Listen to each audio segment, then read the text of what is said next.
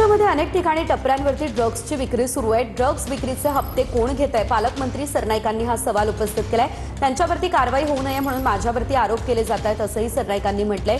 काँग्रेसचे प्रदेशाध्यक्ष सपकाळांनी केलेल्या आरोपांनंतर सरनाईकांचा हा पलटवार आहे। धाराशिवमध्ये कुठेही रिसॉर्ट बांधण्यासाठी जमीन घेतलेली नाही असं सरनाईकांनी म्हटलंय। गोष्ट सांगतो की मी कुठलीही रिसॉर्टच्या बांधकामासाठी कुठलीही जमीन घेतलेली नाही।